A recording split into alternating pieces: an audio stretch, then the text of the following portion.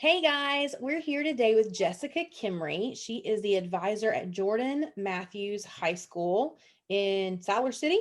Yes, Okay, Siler City. Siler City. It's a big bustling town in Chatham County, but it's a just I love the Chatham County schools. There's just a real hominess about it.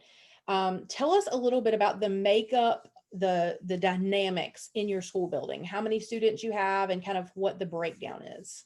Okay, so we are teetering on the edge of almost 900 students, which is sort of record breaking for JM. We are usually a very small school, and we feel like a small school even with our numbers rising. We have a new Mount Air chicken plant, so our numbers, we're bringing in families and everything. So our numbers keep rising, our population keeps going up, which is amazing. Um, we have a very large Latino population or Latinx population. Um, we have a variety of students of all demographics across the board. Um, we have a wonderful dual language program. We are, I think, the only comprehensive dual language high school in the state. Wow. So some of our students are learning in both Spanish and English, and not just our native Spanish speakers, but our native English speakers as well. Um, we have a huge college and career going atmosphere. We have a very large AVID program, which I also teach. So I actually teach dual language AVID and yearbook and English. So I'm all over the board there.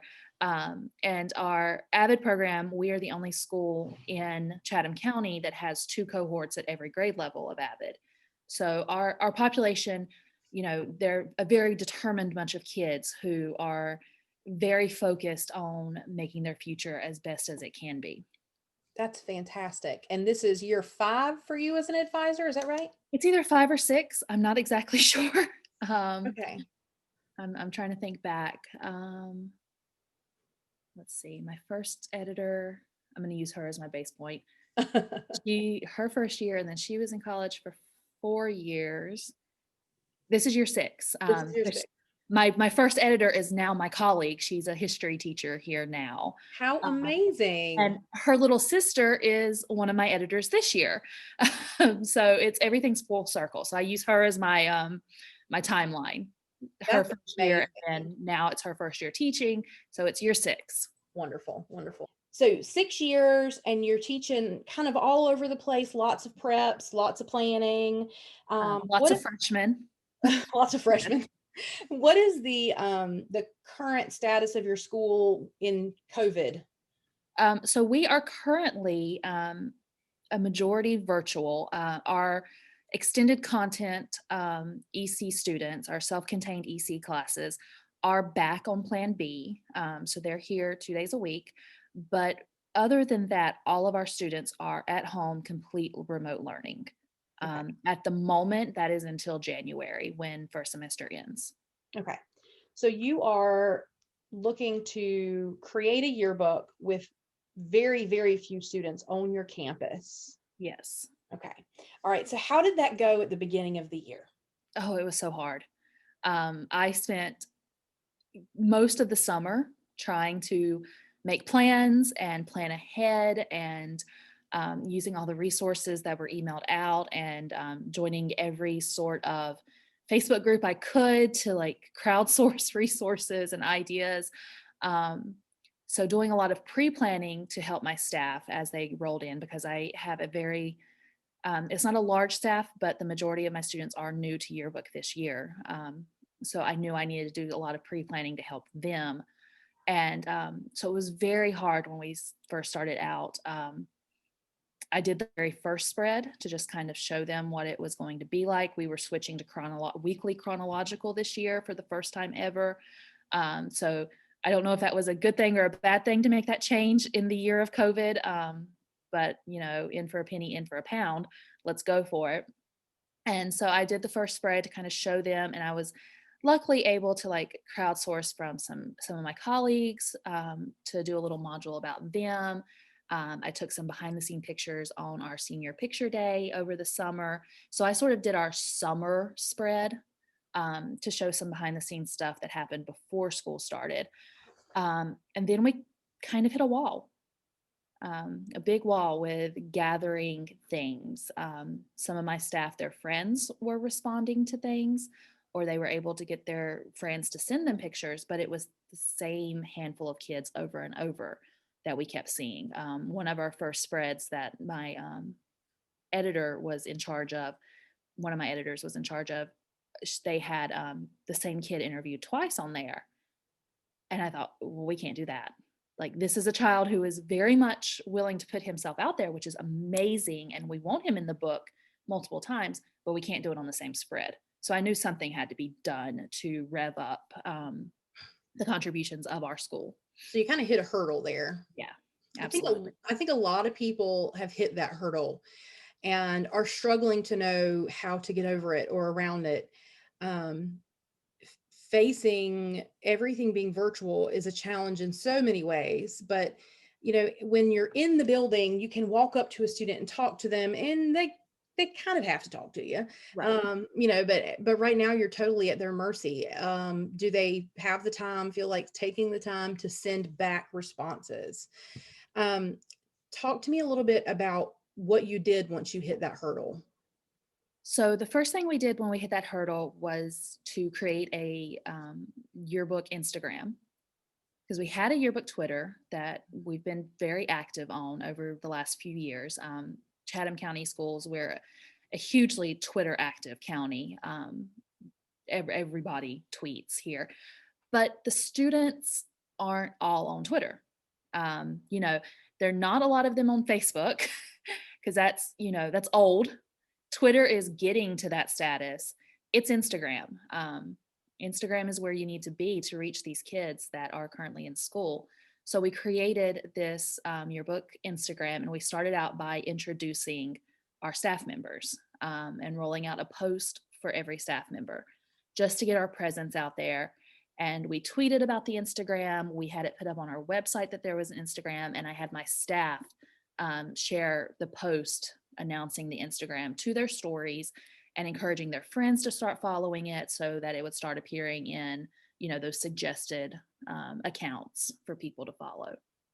Okay. And so what does your Instagram following look like now? So our Instagram following, let me actually pull that up. I have Instagram open all the time. I had to find a workaround to actually be able to post from my computer, but I've got that solved. Oh, you have to teach me about that. Yeah. Oh, it's so easy. It's wonderful.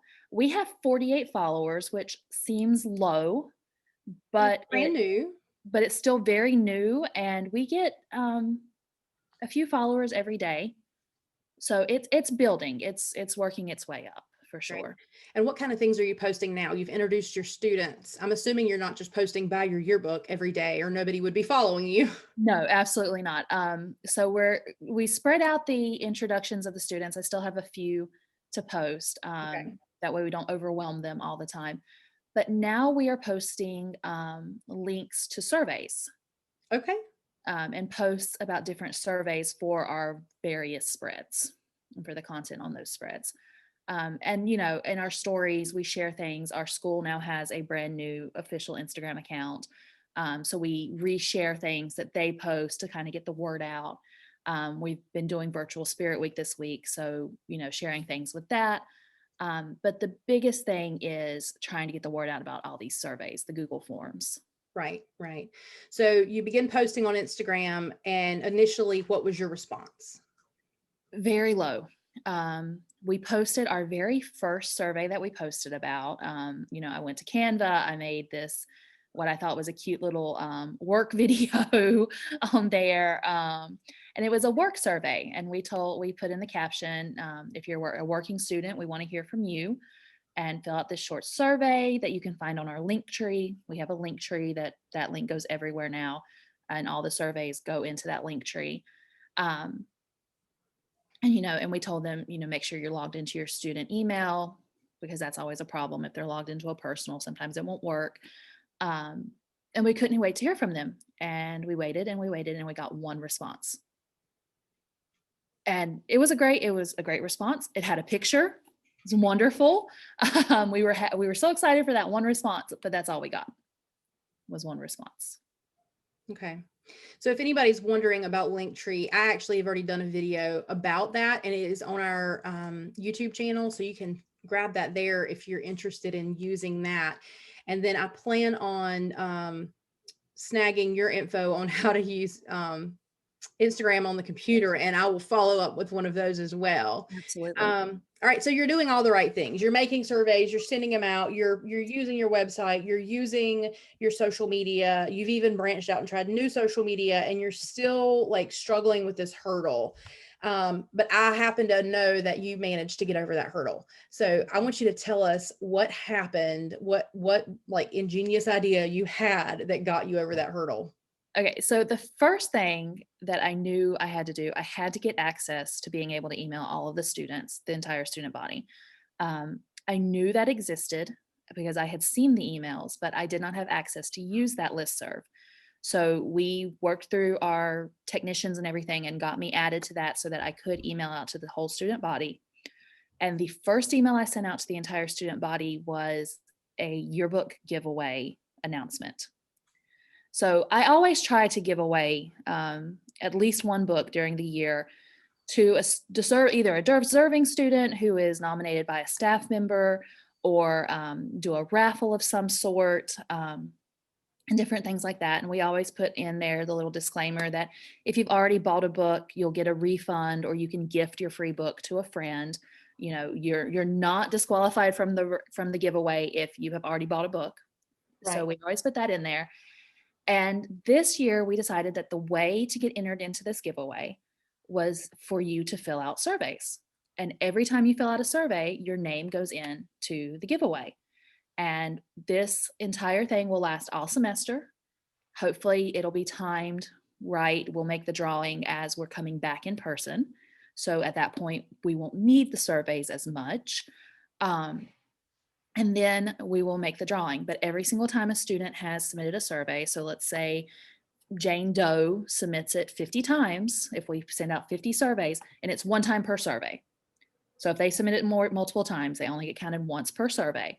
But if we send out 50 surveys and Jane Doe fills out 50 surveys, she will go into the raffle 50 times. This is the smartest idea I've heard in a long time. It seems to me like once it hit me, it was so obvious. Yes. Do this. But it took me forever for it to hit me. So what kind of response have you gotten since instituting this? So our response, and I have a running Google sheet where I copy the names of the students who have responded to the surveys. And I have a list, a column for each survey so I can keep it straight. Our very first survey that we sent out, we had to weed through. You have to clarify for the students that you can't just go through and say no to everything. You have to give us some information. So we had to send out another email and say, look, if you're just saying no, no, no, no, no, and not giving us any information or pictures, it doesn't count. Quality answers. Right. So we weeded through that and we said, you don't have to answer everything, but you have to answer at least something. Give us something to work with. So once we weeded through that, our first survey we sent out was about Amazon purchases, crafts, and hobbies during COVID. And we have currently 34 responses, 34 valuable, very good responses to that survey. And that spread is actually almost finished. We are working with students there was a couple of students when they did screenshots, it wouldn't let us download their images. So we're waiting for a couple of kids to email us back with the direct image instead of through the form. But once we get that spread will be finished and it'll be ready to be edited. So you went from one response to close to 40. Yes. All because of two things. One, you directly emailed students. Yes. And two, you offered them a contest and a chance to win a free book. Yeah. And that it seems so simple, but it has worked. Our second survey we sent out about National Coffee Day and how kids drink coffee and how they prefer their coffee and where they get it from. We're at 38 responses for that one. That's amazing. So this is going to let us, if they want to have a poll. I know the boys who are working on the coffee spread and it's not a full spread about coffee. It's a module about coffee. But they'll be able to take some of their answers and turn it into a graph or a chart with percentage responses, which is going to be awesome because, even through this, there's still fewer pictures than we would normally have, but more than we were getting for sure. So, pairing a handful of pictures with that chart gives us the visual without having to depend so much on text that we know we want students to read the text, but we know they're going to get bored halfway through a big The chunk. balance. Yeah. So finding that balance, this is helping a ton. That is amazing. So are you getting like the same 30 students over and over again, or? No. So I was scrolling through the names, and there are some names that are appearing on every survey, which is fine. And I'm actually meeting with my staff via Zoom this afternoon for our one of our weekly meetings. And I'm going to make sure they understand, we have to be checking with each other. And we have a list on a Google Spreads that has every single student in the school, and we're keeping track of what pages those students are on via that spread. So as they're going through their survey responses, we're trying to make sure that it's not the same kid on every spread. But there are students who have filled out the coffee survey who didn't fill out the hobby survey. Our latest one was a Veterans Day survey, and we have kids on there that's not on the other two, or maybe they're on the first one but not the second one. So it's a pretty good mix and spread. We've got a little bit of every grade level. Our freshmen, who are infamously hard to cover because, my upperclassmen don't know that many freshmen. And so they end up constantly, Miss Kimmery, tell me a freshman I can interview because you teach freshmen. And so it ends up with the same avid and dual language freshmen over and over again. But this way, there are students who, they're freshmen I've never heard of because I don't teach them, but they're going to be in the book now. That's amazing. That's amazing. And it makes such a big difference when you have a book like that that is so inclusive. Yes, Because absolutely. that's a book kids want to buy, and you're going to give away one book, but I wonder how many books you'll sell to the students, the 39 students who have been answering your questions, right? That's the next thing I want to look at. I'm fascinated by data and comparisons, and I'm constantly pulling up last year's sales versus this year's sales to see if we're on target with where we have been in the past, especially not being able to take down payments in person this year with cash, because usually we have a huge rush of here's my $10, save me a book. So checking that out, I'm really interested. My next thing I want to check out is who on these lists of students who have filled out the surveys have already bought books, and that sort of thing, because I don't want this to slow down our sales.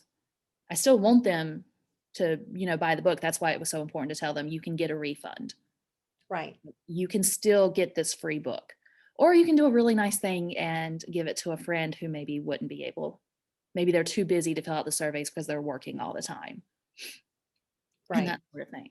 Right. So that's my next piece of little data that I want to check out. Gotcha. That's great. Well, thank you for sharing all of this with us. Is there Absolutely. anything else you can think about that I didn't ask you that you want to share? The one thing I am trying to be very conscious of not overloading the students with surveys.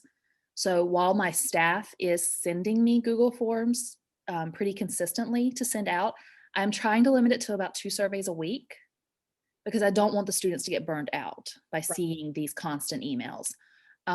Because I know now that I'm on the listserv for these student emails, I'm also receiving all the emails that they get.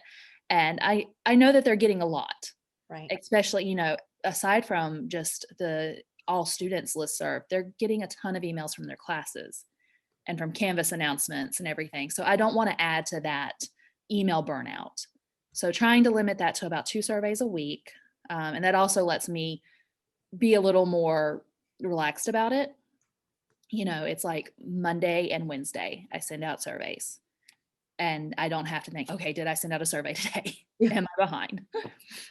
Right. Perfect. And then they can always access them as well through your social media and your link tree. Yes, they're always on the link tree. And I'm also currently working on creating a yearbook website, like one-stop shop, that will have all the links to the surveys constantly up there, have a link to how to purchase a senior ad, how to purchase a yearbook, running total of how many books we've sold, and that sort of stuff. So I love it. So, is it just kind of built into the culture of your school for students to check their email, or is that something you've had to kind of teach them? Um, so we have, as a school being remote, the biggest thing we've had to do is we're constantly telling them check your email every day. Check your email, check your Canvas every single day. Um, Previously, I know students sometimes just forget that their email exists. I think this is going to be a culture switch. I don't think students are going to forget that email exists anymore. Now, there's obviously some students who just they never seem to check anything. But for the vast majority of them, they've gotten right on to the wagon of I've got to check that email every day. Right. And if anybody is having trouble with that, we've also created some social media posts that say the yearbook staff wants you to check your email. Yeah. So if you do have a big following online, but you're not getting a lot of email buy-in, feel free to snag those and post those as well.